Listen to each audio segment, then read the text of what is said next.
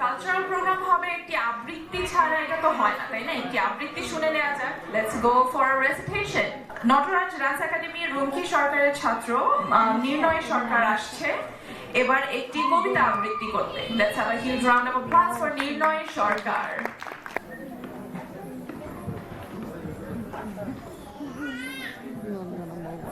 নমস্কার, আমার নাম নির্ণয় সরকার। কবিগুরু রবীন্দ্রনাথ ঠাকুরের লেখা হাট কবিতা আবৃত্তি করছি। কুমোর পাড়ার গরুর গাড়ি বোঝাই করা কলসি গাড়ি, গাড়ি চালায় বংশী বদন, সঙ্গে যে যায় ভাগ নিবেদন। হাট বসেছে শুক্রবারে বক্সিগঞ্জে পদ্মা পাড়ে, জিনিসপত্র জুটিয়ে এনে গ্রামের মানুষ বেচে কেনে।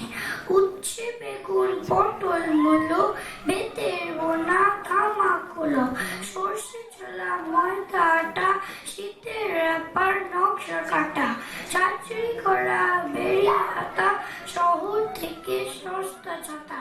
কলসি ভরা এখো ঘুরে, মাছি যত বেড়ায় উড়ে, খড়ের আটি নৌকো বেয়ে আনলো ঘাটে চাষির মেয়ে। অন্ধকার নাই পথের ভরে, গান শুনিয়ে ভিক্ষে করে, পাড়ার ছেলে স্নানের ঘাটে জল ছিটিয়ে সাঁতার কাটে। ধন্যবাদ।